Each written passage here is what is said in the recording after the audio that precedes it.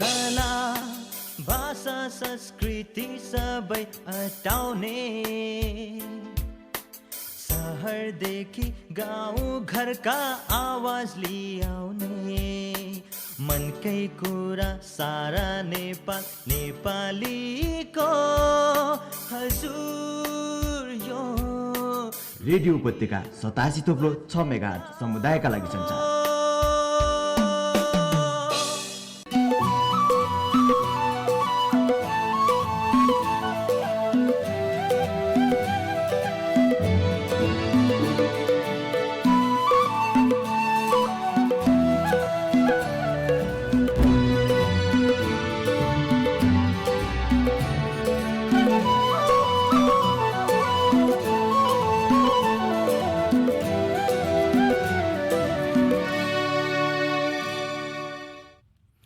नमस्कार।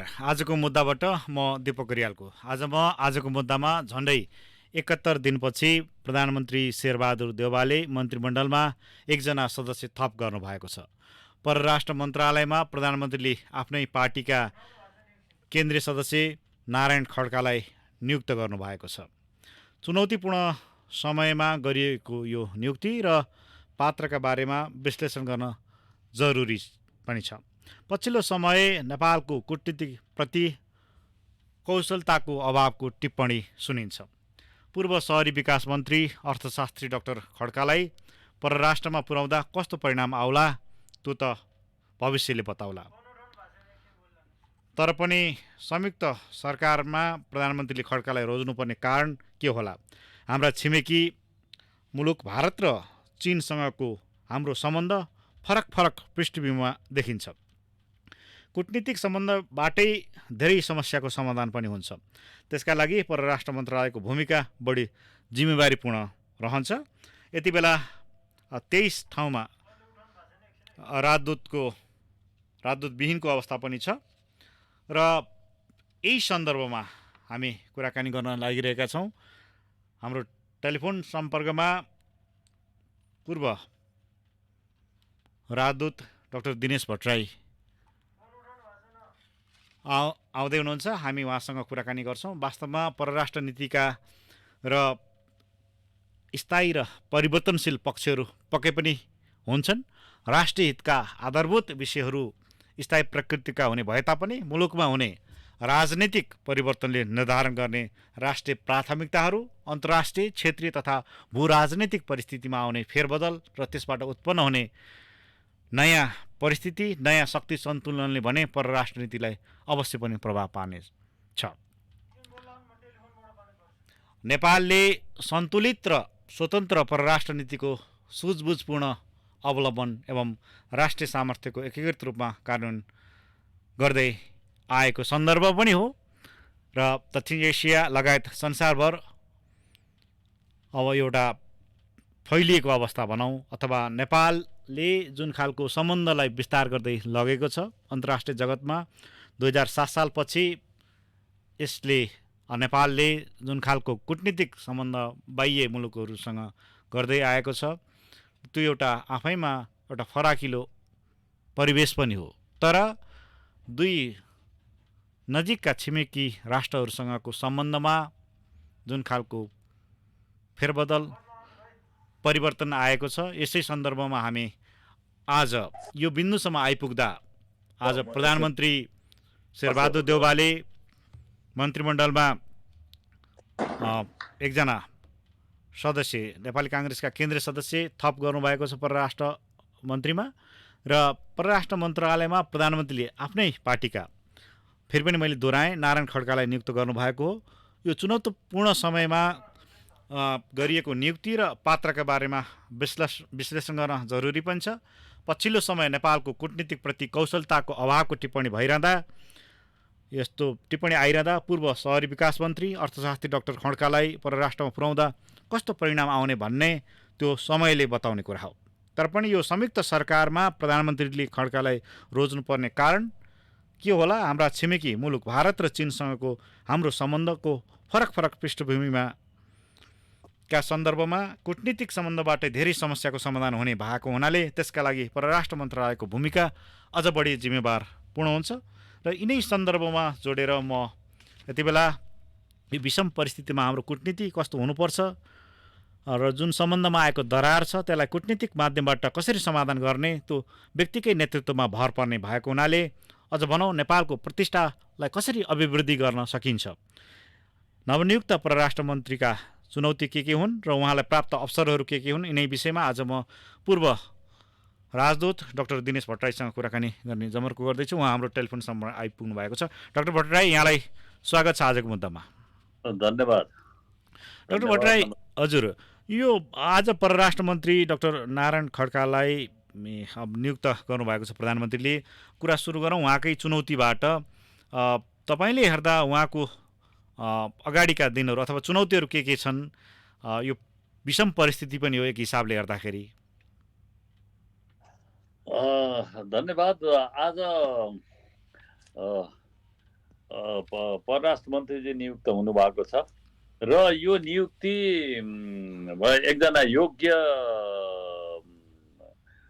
नेता, योग्य व्यक्ति र उपलब्ध मध्येको चाहिँ मलाई लाग्छ सबै विषयहरू अन्तर्राष्ट्रिय सम्बन्धको विषय पनि बुझेको अनि आफै पनि गर्न सक्ने, आफै पढ्ने लेख्ने गरेको, अन्तर्राष्ट्रिय जर्नलहरूमा पनि उहाँले आफ्ना लेखहरू प्रकाशन गर्नुभएको व्यक्ति हुनुहुन्छ उहाँ।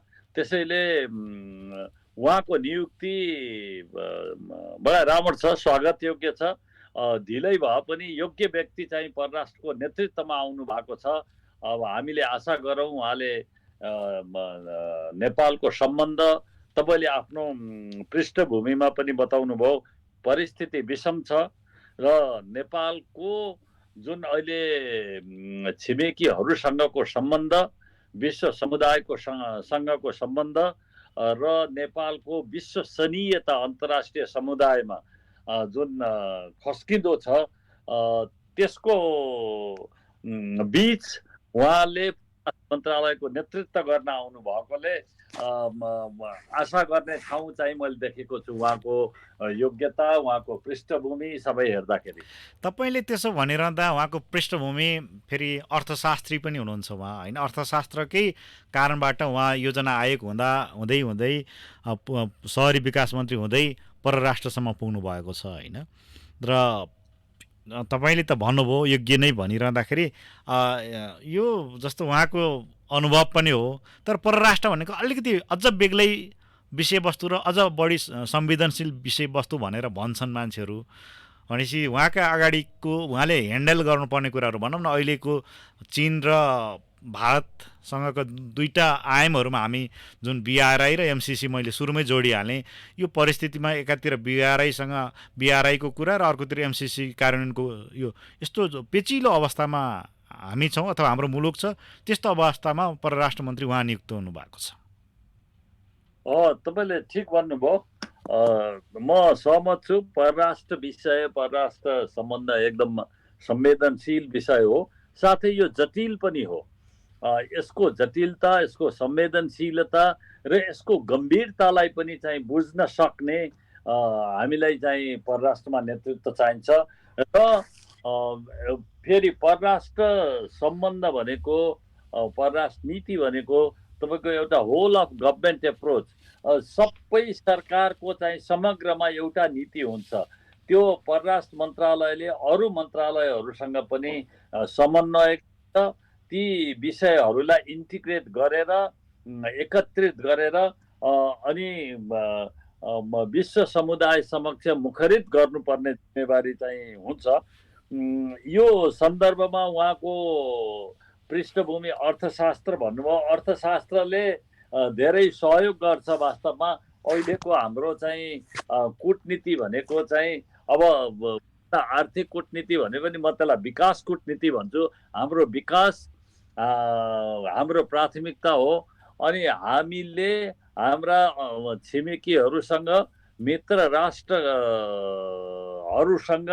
एउटा सद्भाव, सहयोग र समर्थन लिएर कसरी त्यो नेपाली जनताको जीवन स्तर उकास्नको लागि हामीले चाहिँ त्यसलाई मोबिलाइज, परिचालन गर्न सक्छौँ भन्ने त्यो कौशलता चाहिँ हामीलाई चाहिएको अवस्था छ, त्यो कौशलता अब पढे लेखेको बुझेको मान्छे भएकोले उहाँबाट त्यसलाई त्यो त्यो प्रदर्शन हुनेछ भन्ने चाहिँ हामीले आशा गर्न सकिन्छ। तपाईँले अर्को कुरा गर्नुभयो बिआरआई र चाहिँ एमसिसीको कुरा। ठिक छ, हामीलाई बिआरआई यो कनेक्टिभिटीसँग सम्बन्धित भयो, एमसिसी पनि यो सडकको स्तरोन्नति र क्रस बोर्डर ट्रान्समिसन लाइन निर्माण गर्ने कुरा हो। हाम्रो अब हामीले जति जलस्रोत योजनाहरू छन् त्यो हाइड्रो पावरमा हाम्रो बचत हुँदैछ केही समयमै। त्यो बचतलाई हामीले बाहिर निर्यात गर्न सक्यौँ भनेदेखि मात्रै त्यसबाट हामी लाभान्वित हुन सक्छौँ। त्यसैले क्रस बोर्डर ट्रान्समिसन लाइनको पनि आवश्यकता छ, जुन एमसिसी अन्तर्गत हो।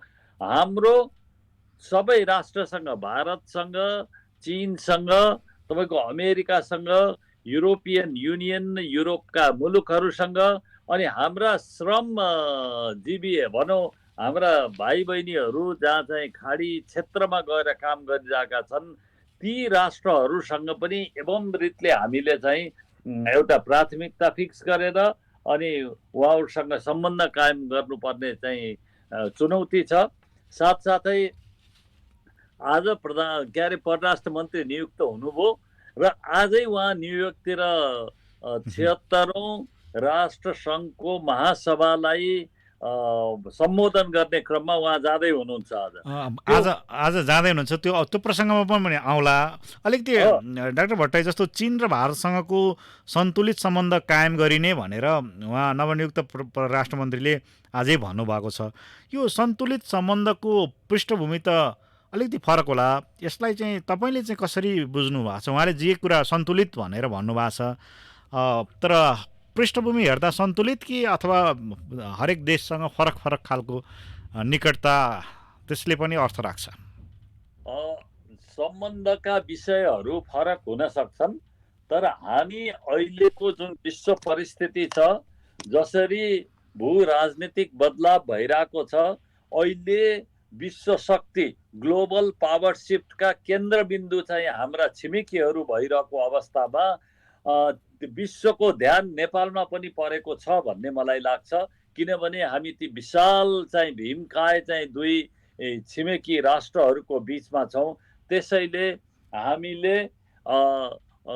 कतैतिर नलागिकन, कुनै छिमेकीतिर पनि हामी नलागिकन हाम्रो कुनै पनि विषयको गुण र दोषको आधारमा मूल्याङ्कन गरेर कहाँनिर हामीलाई चाहिँ राष्ट्रिय हित चाहिँ हाम्रो हामीले चाहिँ प्रवर्धन गर्न सक्छौँ, राष्ट्रिय हितमा काम गर्न सक्छौँ, हामी त्यतातिर निर्णय लिनुपर्ने अवस्था छ।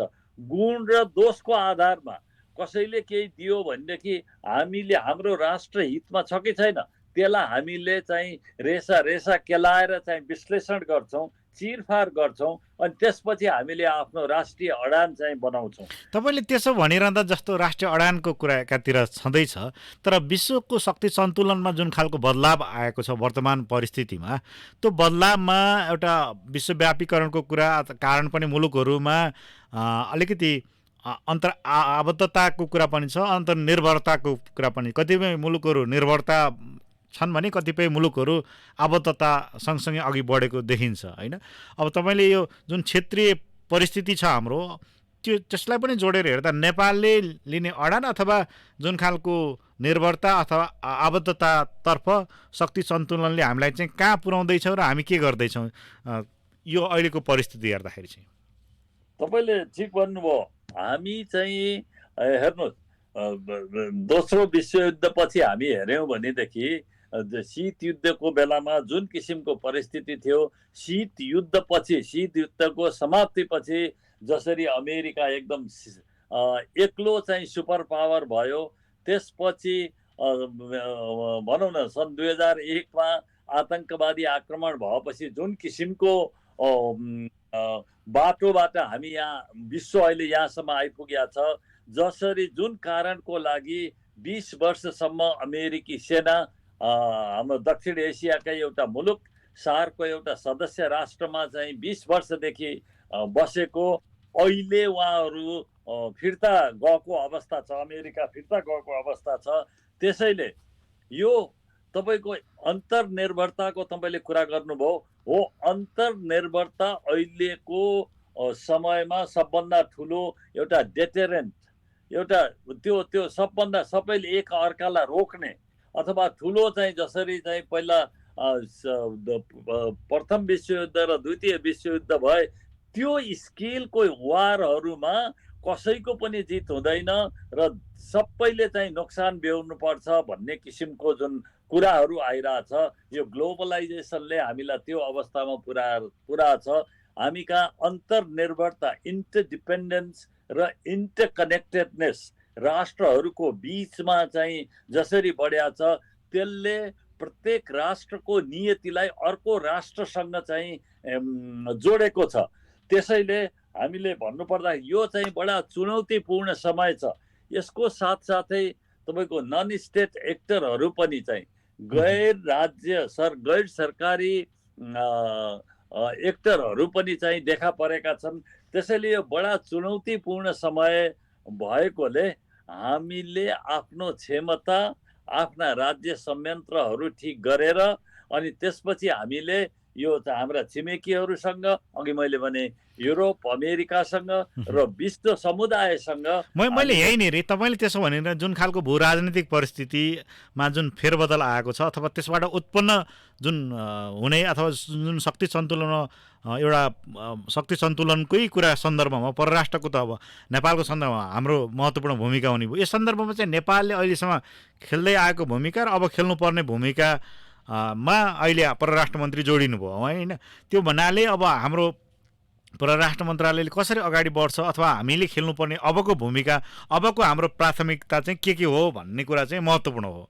तपाईँले भन्नुपर्दा तपाईँको अनुभवले, तपाईँ त विभिन्न मुलुकहरूमा गइसक्नुभएको एउटा परराष्ट्र क्षेत्रको जानकार, पूर्व राजदूत, यो परिस्थितिलाई अब नेपालको अबको प्राथमिकता चाहिँ के हुनुपर्छ जस्तो लाग्छ तपाईँलाई चाहिँ?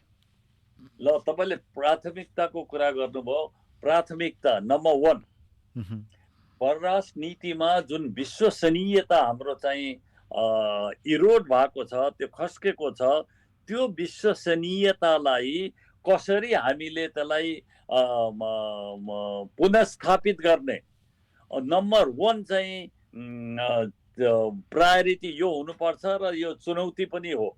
अनि नम्बर 2, तपाईँको हाम्रा छिमेकी राष्ट्रहरू हेर्नुहोस्, हाम्रो स्थायी घर, नेपालको स्थायी घर भनेको हाम्रा छिमेकीहरूको बिचमा हो। अहिले हाम्रा दुवै छिमेकीको बिचमा त्यो सम्बन्ध, उनीहरूको बिचको सम्बन्धमा अलिकति तनाव, तनाव देखा परेको छ। गत वर्ष त 1975 देखि नभएको हिंसा कति 45 वर्ष भनौँ न, 45 वर्षमा पहिलो पटक चाहिँ गलवान उपत्यकामा हिंसा पनि भएको छ। त्यसले गर्दाखेरि उनीहरूको बिचमा तनाव छ, मनमुटाव छ। उनीहरू बिचको सम्बन्धको गुणस्तरले हामीलाई पनि चाहिँ असर गरिरहेको हुन्छ। हामी यस्तो संवेदनशील भू राजनीतिक अवस्थितिमा छौँ। अब त्यो हाम्रो छिमेकीको बिचमा तनाव हुँदा पनि हामीलाई चाहिँ हामी होसियार हुनुपर्छ।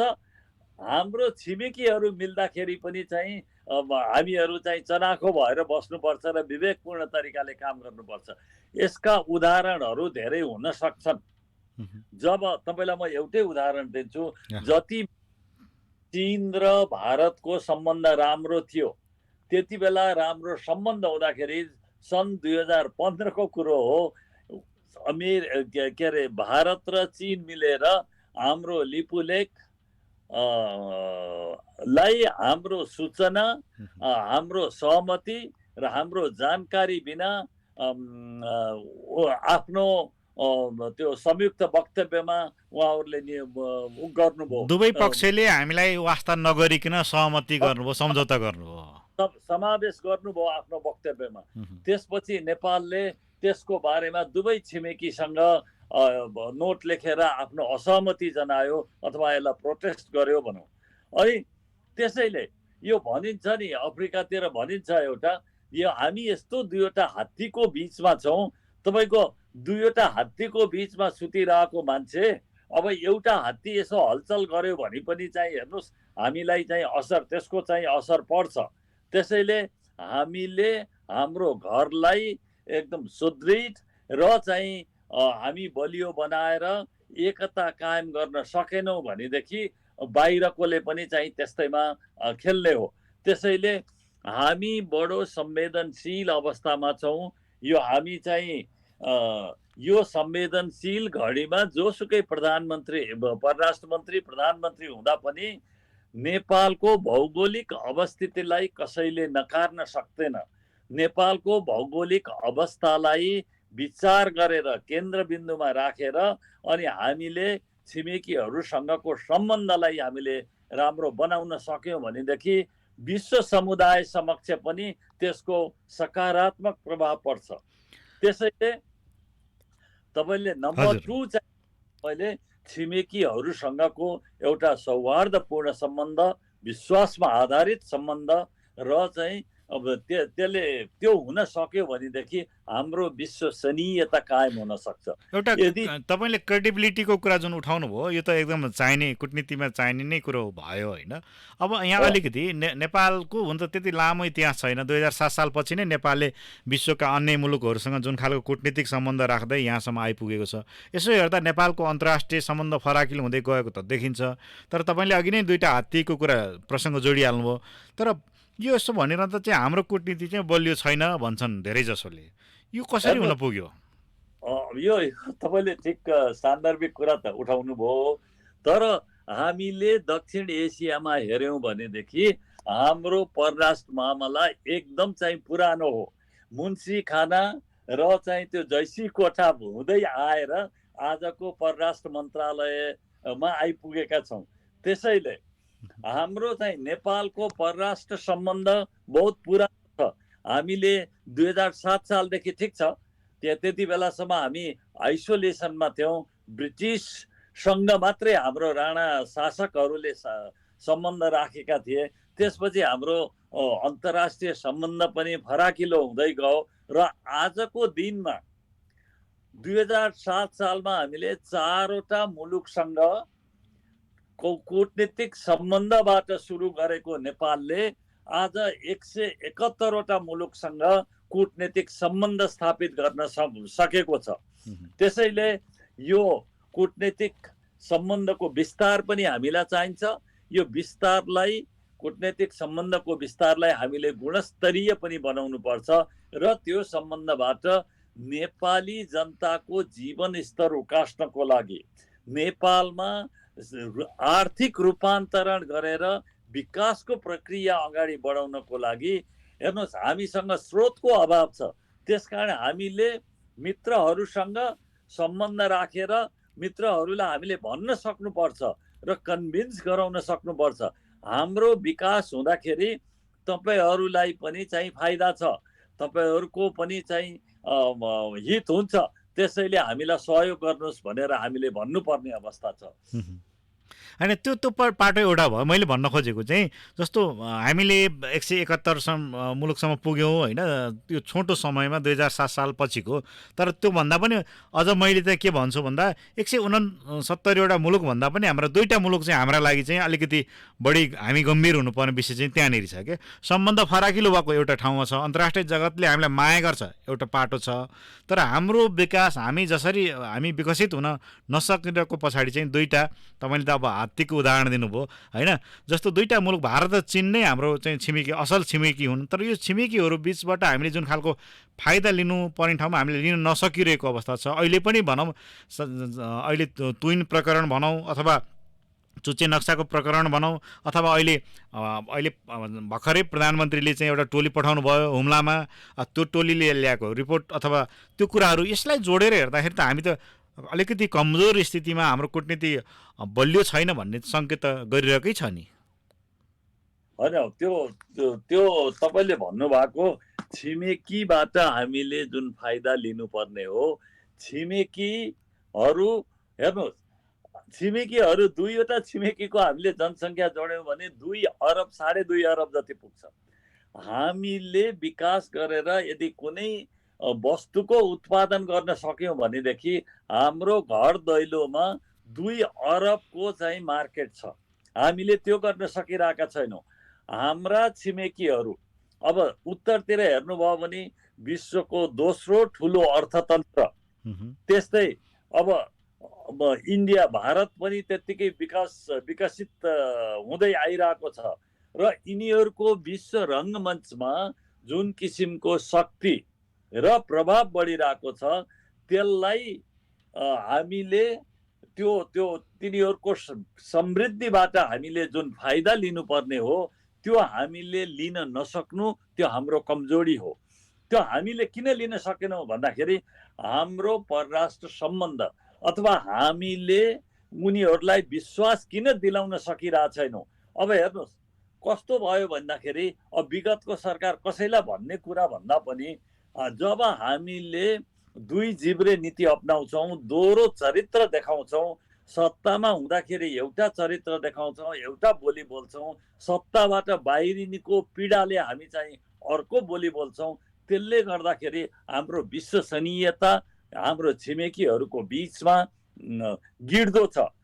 र अर्को कुरा तपाईँले यो तुइन प्रकरणको कुरा गर्नुभयो, अनि त्यसपछि चुच्चे नक्साको कुरा गर्नुभयो, अनि यो चाहिँ तपाईँले डोल्पाको सीमा समस्याको कुरा गर्नुभयो। हेर्नुहोस् छिमेकीसँग सीमाको समस्या हुन्छ, तर त्यो के छ समस्या भन्ने कुरा हामीले तथ्य कुरा पत्ता नलगाइकन हामी कुनै मुलुक बोल्दाखेरि तथ्य कुरा पत्ता नलगाइकन हामी त्यसै चाहिँ अब यो सामाजिक सञ्जालमा आयो, यसरी आयो, पेपरमा आयो भनेर बोल्ने कुरा हुँदैन। यो तथ्य पत्ता लगाइसकेपछि र राज्यले एकपटक कुरा उठाइसकेपछि अर्को राज्यसँग हामी त्यसमा अडिग रहन सक्नुपर्छ र हामीले अन्तिमसम्म लडेर भने उनीहरूलाई चाहिँ उनीहरूलाई कन्भिन्स गराएर हाम्रो अडान ठिक छ भन्ने अवस्था देखाउनको लागि तथ्यमा आधारित एउटा रियलिस्ट र प्राग्मेटिक भएर हामी चाहिँ परराष्ट्र सम्बन्धलाई अगाडि बढाउनु पर्छ। अब तपाईँले सीमाको कुरा, यो डोल्पाको सीमाको कुरा गर्नुभयो, सीमामा यो समस्या अलिकति छ भन्ने कुरा आज होइन, 2 वर्षदेखि तपाईँ हामीले पढिरहेको अवस्था हो। चीन हाम्रो चाहिँ महत्त्वपूर्ण चाहिँ छिमेकी हो। चीनसँगको यस्तो महत्त्वपूर्ण सम्बन्धलाई हामीले यो चाहिँ जुन समाचारहरू आइरहेछ त्यसबाट हामी विचलित हुने गरी चाहिँ जानु हुँदैन। त्यही भएर सदाको लागि यो हाम्रो बिचमा जुन अन्तर देखा परिरहेको छ, जुन समस्या देखा परिरहेको चाहिँ मिडियामा कुराहरू आइरहेछन्, त्यसलाई मेट्नको लागि, सदाको लागि मेट्नको लागि र सम्बन्धलाई अरू सुदृढ पार्नको लागि एउटा तथ्य सङ्कलनको कुरा मात्रै हो भन्ने मलाई लाग्छ। र यो जिम्मेवारी अहिले परराष्ट्र मन्त्री अब डाक्टर नारायण खड्कालाई आएको छ भनौँ न। जुन खालको अहिले यहाँ धेरै कुराहरू नेपालका सिमानाका कुरा, जुन दुईटा जुन यो बिआरआई एमसिसी लगायतका कुरा यो कसरी अगाडि बढ्ने भन्ने कुरामा तथ्यपूर्ण कुराहरू अब पक्कै पनि उहाँको काममा ठुलो जिम्मेवारी, एउटा चुनौतीपूर्ण पनि छ, एउटा उहाँलाई फेरि काम गरेर देखाउने अवसर पनि छ। दुईटै कुराहरू चाहिँ देखिन्छ उहाँको अगाडि। तर उहाँ कसरी अगाडि बढ्नुपर्छ त्यो हेर्न नै बाँकी, समयले बताउला। तैपनि जस्तो अहिले जुन अब उहाँ आजै फेरि यो संयुक्त राष्ट्रसङ्घको महासभामा जाँदै हुनुहुन्छ, 76औं महासभामा भाग लिन जाँदै हुनुहुन्छ। अब त्यहाँ पनि अलिकति तपाईँले छुच्च अघि कुरा उठाउनु भएको थियो, अब सारको कुरा त्यहाँ जोडौँ, अब विदेश मन्त्रीहरू त्यहाँ पनि भेट पक्कै पनि हुन्छ होइन। त्यति बेला जस्तो हामी अलिकति यो दक्षिण एसियामा हाम्रो उपस्थिति जुन खालको सार्कबाट पनि हाम्रो एक खालको प्रभुत्व भनौँ अथवा फराकिलो दायरा थियो, त्यो अलिकति खुम्चिएको जस्तो छ पछिल्लो समय। अब उहाँले खेल्नुपर्ने भूमिका चाहिँ त्यहाँनिर चाहिँ के होला जस्तो लाग्छ यहाँलाई चाहिँ? हेर्नु, हाम्रो परराष्ट्र नीतिको एउटा क्षेत्रीय सहयोग परराष्ट्र नीतिको एउटा महत्त्वपूर्ण भाग भइसकेको छ।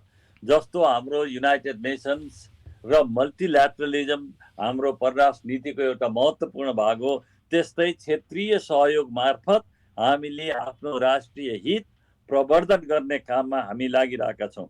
तपाईँले ठिक भन्नुभयो, अहिलेको दक्षिण एसियाको अवस्था एकदम तरल भइरहेको छ। अफगानिस्तानबाट अमेरिकी सेना फर्केपछि त्यहाँ कतै चाहिँ गृहयुद्ध सुरु हुने हो कि त्यो गृहयुद्धको चाहिँ छिटा कता कता पर्ला भनेर चाहिँ अहिले हामीलाई चाहिँ त्यो चिन्ताको विषय छ। त्यहाँ काबुलमा अफगानिस्तानमा अतिवादीहरूको पुनरागमन भएको कारणले र अहिलेको जुन चाहिँ पोपुलिजम, यो लोकप्रियता, त्यसलाई के भन्ने हो नेपालीमा, पोपुलिजमसँग राष्ट्रवादका कुराहरू जुन जोडिएर आएका छन् र अधिनायकवादका प्रवृत्तिहरू जुन जोडिएर आएका छन्, यसले गर्दाखेरि हामीलाई यो हाम्रो चाहिँ यो जुन विविधता छ हाम्रो मुलुकमा, यो विविधताको बीच हाम्रो जुन चाहिँ सामञ्जस्यता र सहनशीलता छ नेपाली जनताको बीचमा, त्यसलाई पनि चाहिँ के फरक पार्ने हो कि एउटा पहिचानको राजनीति अफगानिस्तानको घटनाले बढाउने हो कि भन्ने त्यो चिन्ता पनि बढिरहेकोले परराष्ट्र मन्त्रीको काँधमा धेरै चाहिँ ठुलो चाहिँ भनौँ गर्नुको चाहिँ भारी चाहिँ छ। यो सबै चुनौतीको बीचबाट मुलुकलाई बचाएर कसरी हामीले लैजान सक्छौँ, मुलुकको कसरी विकास गर्न सक्छौँ, कसरी राष्ट्रिय स्वार्थलाई हामीले सर्वोपरि राखेर चाहिँ हाम्रो परराष्ट्र सम्बन्ध कायम गर्न सक्छौँ र सञ्चालन गर्न सक्छौँ। अब दक्षिण एसियामा जुन अफगानिस्तानमा अमेरिकी सेना फिर्ती भइसकेपछिको जुन खालको एउटा त्रास भनौँ न, त्यो भइरहँदा तपाईँले अब पपुलिजमको कुरा राष्ट्रवादसँग जोडेको कुरा जोड्नु भयो। तर त्यही बिन्दुमा म नेपालमा आउँदाखेरि नेपालको सन्दर्भ जोड्ने हो भने जुन अहिलेको संयुक्त सरकार छ र सरकारको संयुक्त सरकारका स्टेक होल्डरहरूको त्यो अडान चाहिँ फरक फरक देखिन्छ होइन। यही एउटा एजेन्डामा पनि भनेपछि परराष्ट्र मन्त्रालयको जिम्मेवारी सम्हाल्नु भएको डाक्टर नारायण खड्काकै सन्दर्भमा चाहिँ यो एउटा आन्तरिक चुनौती हो कि होइन? यो चाहिँ अनि यो ठुलो चुनौती हो। मैले भने नि, यो दोहोरो बोली, दुई जिब्रे बोलीले हामीलाई चाहिँ धेरै नोक्सान गरेको छ। सरकारमा हुँदा पनि तपाईँको मेरो राष्ट्रिय स्वार्थ भनेको त्यही नै हुन्छ। हामी सडकमा हुँदा पनि त्यही हुन्छ, सरकारमा हुँदा पनि त्यही हुन्छ। तर तपाईँको यहाँ हामीले के देखिरहेछौँ भने राजनीतिक दलहरूमा यो बडा पीडाका साथ भन्नुपर्छ, दुःखका साथ भन्नुपर्छ कि सरकारमा छँदाखेरि एउटा अडान हुन्छ, सरकार बाहिरिनु पर्दा अर्को अडान हुन्छ। त्यसले हाम्रो विश्वसनीयतालाई छिमेकीको नजरमा, विश्व समुदायको नजरमा हामी एकदम तल खसेका छौँ। त्यसैले त्यसलाई कन्सिस्टेन्सी र हामीले चाहिँ एउटा कोहेरेन्स चाहिँ मेन्टेन गर्न सक्यौँ भनेदेखि मात्रै हाम्रो तपाईँको अन्तर्राष्ट्रिय समुदायमा विश्वसनीयता अगाडि बढ्ने हो। तपाईँलाई यो भनिराख्दाखेरि तपाईँले अघि सार्कको कुरा उठाउनु भएको थियो। सार्क अहिले शिथिल छ, हामी त्यसको अध्यक्ष छौँ।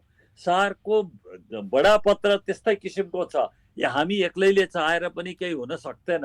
पहिलेको सरकारले पनि कोसिस गरेको होला, गर्न सकिएन, किनभने बडापत्रमा त्यस्तै किसिमको प्रावधान छ। त्यही पनि हामी सार्कको अध्यक्ष भएकोले अब त्यहाँ इन्फर्मल कन्सल्टेसनको मिटिङ, त्यो इन्फर्मल मिटिङ चाहिँ पोस्टपोन भयो, क्यान्सल भयो भन्ने न्युजमा आइरहेको छ। त्यही पनि अनौपचारिक रूपमा के गर्न सकिन्छ भनेर साउथ एसियालाई, दक्षिण एसियालाई बचाउनको लागि, दक्षिण एसियालाई उथल पुथलको क्षेत्रबाट हुनबाट बचाउनको लागि मेरो विचारमा मैले सार्कलाई फिर्ता ल्याउनु पर्छ र सार्क एउटा त्यस्तो फोरम हो जसले यस क्षेत्रका सबै राष्ट्रहरूलाई एक ठाउँमा ल्याउन सक्ने क्यापेसिटी राख्छ, क्षमता राख्छ भन्ने चाहिँ मलाई लाग्छ। त्यही भएर यो परराष्ट्र नीति भनेको समग्र राष्ट्रको नीति हो। तपाईँको पनि त्यही नीति हुन्छ, मेरो पनि त्यही नीति, त्यही राष्ट्रिय स्वार्थ हुन्छ। यो राजनीतिक दलहरूले देखाउने दुई जिब्रे जुन चाहिँ नीति छ, दुई जिब्रे चरित्र छ, यो तुरुन्त बन्द हुनुपर्छ। परराष्ट्र नीतिमा तदर्थवाद बन्द हुनुपर्छ अवसरवाद बन्द हुनुपर्छ। तपाईँले त्यसो भनिरहँदा अब नेपालको परराष्ट्र नीति चाहिँ कसरी सञ्चालन हुनुपर्छ, कसरी सञ्चालन गर्दा चाहिँ उपयुक्त होला चाहिँ, किनभने धेरै चिज बदलिएको छ। हामीले जुन एउटा पञ्चशीलको आधार भनि पनि रहेछौँ अथवा अहिलेसम्मको लिगासी हेर्दा त्यो छ, तर यो बिचमा अलिकति दरारहरू उत्पन्न भयो, हामी सबैलाई थाहा छँदैछ। तैपनि अबको परिस्थिति जुन बदलाव छ, अन्तर्राष्ट्रिय राजनीति छ, दक्षिण एसियाको राजनीति, अब उदाउँदो चीन, अब हाम्रो पुरानो मित्र अमेरिका, होइन, यो यहाँनिर नेपालमा आएर ठोकिएको अवस्था छ भनेपछि अबको परराष्ट्र नीति चाहिँ कसरी सञ्चालन गर्दा चाहिँ नेपाल वास्तवमा चाहिँ अलिकति सुरक्षित हुन त हामीसँग लोकतान्त्रिक सभ्यतामा हामी अगाडि दिगो शान्तिको कुरा हामी गरिरहेछौँ, होइन, हाम्रो संवैधानिक व्यवस्थाले धेरै कुरा हामी नेपालीलाई चाहिँ दिएको छ, तर अन्तर्राष्ट्रिय परिस्थिति चाहिँ त्यति सजिलो चाहिँ छैन। अन्तर्राष्ट्रिय परिस्थिति बडा जटिल बनिरहेको छ, असाध्यै चुनौतीपूर्ण छ। र तपाईँले अघि राम्रो कुरा गर्नुभयो। हेर्नुहोस्, चीन पनि बदलिएको छ। 20 वर्ष अगाडिको चीन र अहिलेको चीन फरक छ। भारत पनि बदलिएको छ। हामी पनि बदलिएका छौँ। अनि हाम्रो सबै नेपालमा पनि त्यो परिवर्तन भइरहेको छ।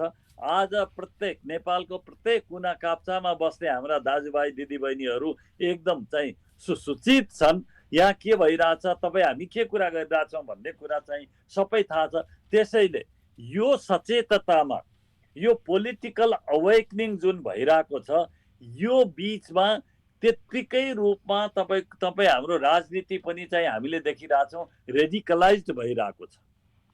यो चाहिँ जुन म्यासिभ सोसल अवेकनिङ हो, यो म्यासिभ सोसल अवेकनिङ सचेतताको बिचमा जुन चाहिँ राजनीतिक त्यो रेडिकलाइज्ड भइरहेछ, अतिवादको चाहिँ सङ्केतहरू देखिरहेका छन्। त्यसैले यो घडी चाहिँ बडा चुनौतीपूर्ण छ। सबै कुराहरू बदलिया छ। अमेरिका बदलिएको छ, सोभियत युनियन अहिलेको रुस चाहिँ धेरै बदलिएको छ, दक्षिण एसिया बदलिएको छ। त्यसैले हामीले पनि हाम्रो सोचमा अलिकति चाहिँ समयानुकूल परिवर्तन गरेर यो चुनौतीहरूलाई कुशलतापूर्वक सामना गर्ने र सम्बोधन गर्नको लागि कूटनीतिक कौशलता अत्यन्त जरुरी छ हाम्रो। यही कूटनीतिक कौशलता अब परराष्ट्र मन्त्रीले कसरी निभाउनुहुन्छ त्यो चाहिँ हामी हेर्न, हुन त अब भर्खरै आज नियुक्त हुनुभएको छ, उहाँले कसरी अगाडि लैजानु होला त्यो चाहिँ हामी हेर्ने नै छौँ। पछि पनि हामी छलफल गरौँला। अलिकति प्रसङ्ग मोडौँ डाक्टर भट्टराई, जस्तो कि अब संयुक्त राष्ट्रसङ्घको 76औं महासभामा भाग लिन उहाँ जाँदै हुनुहुन्छ। सम्भवतः यसै कारणले गर्दा पनि हतार उहाँलाई आज नियुक्ति गरिएको हुनुपर्छ, मैले त्यसरी पनि बुझेको छु, होइन। हामी धेरै कुराहरू हामी त्यति असरलै छोड्छौँ। दुई महिना अथवा भनौँ न 71औं दिन भयो प्रधानमन्त्रीले यो सरकारलाई नेतृत्व गरिरहेको, र अहिले परिस्थिति अलिकति जटिल भएपछि आज हतारमा उहाँलाई नियुक्ति गरेर उहाँ अझै नेपाली प्रतिनिधिमण्डलको नेतृत्व गर्दै उहाँ जाँदै हुनुहुन्छ। अब त्यहाँ विभिन्न समकक्षीहरूसँग, राष्ट्रसङ्घका उच्च अधिकारीहरूसँग छलफल पक्कै पनि हुनेछ। तर नेपालले जुन खालको परिवर्तन नेपालमा भयो, त्यसपछिको हाम्रो विकास, हाम्रो पर क्यापिटा अथवा हाम्रो जुन खालको समृद्धिको हाम्रो नेपाली जनताको एउटा अपेक्षा छ नि, त्यो पुरा हुन सकिरहेको छैन। राजनीतिक परिवर्तन भए पनि आर्थिक रूपमा जुन खालको जनताको जीवन स्तरमा परिवर्तन नभएको अवस्थामा राष्ट्रसङ्घको भूमिका अथवा राष्ट्रसङ्घले हाम्रो जस्तो देशहरूलाई जुन खालको हेर्ने दृष्टिकोण हुन्छ, त्यसमा कतै हाम्रा नेतृत्व चुकेको जस्तो लाग्दैन तपाईँलाई? जस्तो यो परिवर्तन भएपछि ठुलो धनराशि नेपालले ल्याउन सक्थ्यो, यहाँको इन्फ्रास्ट्रक्चरमा, यहाँको चाहिँ शिक्षा स्वास्थ्यमा, त्यो चाहिँ चुकेको जस्तो चाहिँ अनुभूति भएको छ, तपाईँलाई त्यस्तो लाग्दैन? चुकेको अनुभूति हामी त्यो भोगिरहेका छौँ। अनुभूति मात्रै होइन, त्यो भोगिरहेका छौँ हामी। हाम्रो अघि मैले 2-3 पटक दोहोऱ्याएँ पनि, हाम्रो नेताहरूको बोलीले, व्यवहारले एउटा कन्सिस्टेन्सी र क्रेडिबिलिटी देखिने हो। त्यो कुरा राजनीतिक नेतृत्वमा हुन सकिरहेको छैन। सबै राजनीतिक दलमा नहोला, तर के भन्दाखेरि सत्तामा छँदा एउटा, सत्ता बाहिरिनुको पीडा चाहिँ हामीले अहिले भर्खरै देखिरहेछौँ नि, भोगिरहेछौँ नि। र अर्को कुरा, तपाईँले चाहिँ संयुक्त राष्ट्रसङ्घको कुरा गर्नुभयो। संयुक्त राष्ट्रसङ्घ एउटा विश्व मञ्च हो जहाँ हामीले निर्धक्क भएर आफूलाई लागेका कुराहरू हामी द्विपक्षीय बाइलेटरल लेभलमा गर्न अलि अप्ठ्यारो पर्ने कुराहरू पनि हामीले निर्धक्क भएर विश्व समुदायलाई सुनाउन सक्छौँ। मैले यो प्रसङ्ग हजुरसँग किन जोडेको भन्दा तत्कालीन अब कुलचन्द्र गौतमसँग मैले त्यति बेला कुराकानी गरेको थिएँ। उहाँ संयुक्त राष्ट्रसङ्घमै हुँदाखेरि तत्कालीन प्रधानमन्त्री प्रचण्ड जुन पुष्पकमल दाहाल हुन्थ्यो, त्यति बेला बान की मुनको एउटा एक खालको नेपालप्रतिको एउटा सहानुभूति भनौँ अथवा उहाँको एउटा एक खालको रिलेसन के, त्यस कारणले पनि उहाँले कुराकानी गर्नु नेपालको विकासको सन्दर्भमा कुराकानी गर्नुभएको रहेछ। तर नेपालले जुन खालको चासो र जुन खालको प्रपोजल दिनुपर्ने त्यो दिएन भन्ने कुरा चाहिँ उहाँले गर्नुभएको थियो। त्यो प्रसङ्ग जोडेर हामी कतै चुकेको हौँ कि भनेर प्रश्न सोधेको मात्रै हो मैले।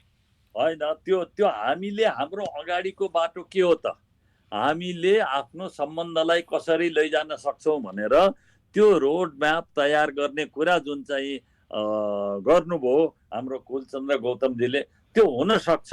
र हामीले हाम्रो बाटो के हो त, हामी दीर्घकालीन सोच राखेर हामीले के चाहिँ बाटो तय गरेका छौँ। हाम्रो तय भएको छ, हामीले विकास एउटा चाहिँ डेमोक्रेटिक फ्रेमवर्क भित्र बसेर हामी गर्ने हो र यो देशको विविधतालाई हामीले चाहिँ जुन सहनशीलता र चाहिँ सामञ्जस्यता छ त्यसलाई कायम राखेर हामीले काम गर्ने हो, अगाडि बढाउने हो भन्ने हाम्रा यी सर्टेन कुराहरू डेमोक्रेसीको हामी चाहिँ टुङ्गो लगाएका छौँ र यो डाइभर्सिटी हामीले यसलाई म्यानेज गर्न जाने र देश विकास एउटा डेमोक्रेटिक फ्रेमवर्कमा गर्ने भनेर चाहिँ जुन हामीले त्यो बाटो तय गरिसकेका छौँ, त्यो बाटोभित्र होइन फन्डामेन्टली त तपाईँले भनेको म सहमत छु। हाम्रो संविधानले पनि धेरै कुरा दिएको छ, हाम्रो अब हामी त्यो लाइनमा अगाडि जाने भन्ने कुरा त छ।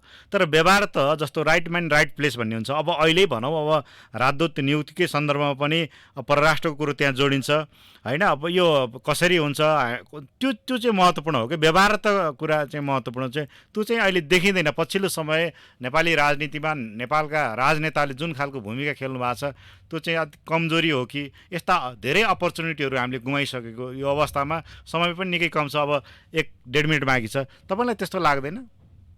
हेर्नुहोस्, नेपालको अपार चाहिँ बडा अगाध सम्पत्ति के भन्दाखेरि हाम्रो अन्तर्राष्ट्रिय गुडविल, अन्तर्राष्ट्रिय समुदायले जुन सद्भाव हामीप्रति देखाउँछ, अन्तर्राष्ट्रिय समुदायले नेपाललाई जति माया गर्छ त्यो मायालाई त्यो सद्भावलाई हामीले क्यास गर्न नसकेको कुरो यथार्थ हो।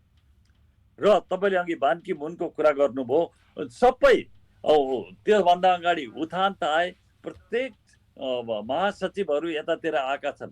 जो आउँछ नेपालसँग मोहित भएर जान्छ।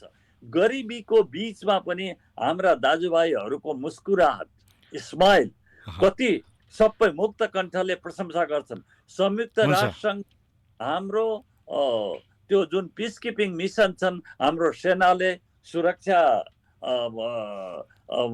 भनौँ न समूहले जुन किसिमको योगदान गरेको छ, विश्व समुदायले त्यसलाई मुक्त कण्ठले प्रशंसा गरेको छ। पक्कै पनि अब समय सकेको छ डाक्टर भट्टराई, यहाँले महत्त्वपूर्ण यो भनाइहरू राखिरहँदाखेरि नेपाललाई जसरी माया गर्छन् र नेपालीले पनि त्यही अनुसार हाम्रो नेतृत्वले पनि त्यो खालको भूमिका निर्वाह गर्नुपर्छ। परराष्ट्र मन्त्री डाक्टर नारायण खड्काले पनि सम्भवतः यो कौशलता त्यहाँ देखाउनुहुन्छ भन्ने नै आशा गर्दै अब यहाँलाई धेरै धेरै धन्यवाद। हस् ल, धन्यवाद कुरा गर्न पाएकोमा। ल हुन्छ, थ्याङ्क यू। हस् त, समय सकेको छ। आज हामीले परराष्ट्र मन्त्रीको चुनौती र अवसरका सन्दर्भमा नेपालको प्राथमिकता अब के हुनु पर्ला भन्ने सन्दर्भ जोडेर पूर्व राजदूत डाक्टर दिनेश भट्टराईसँग कुराकानी गऱ्यौँ। उहाँलाई विशेष धन्यवाद दिँदै आजको मुद्दाबाट म दीपक करियाल पनि बिदा हुन्छु। केही बेरपछि यहाँले BBC नेपाली सेवा सुन्न सक्नुहुन्छ। नमस्कार।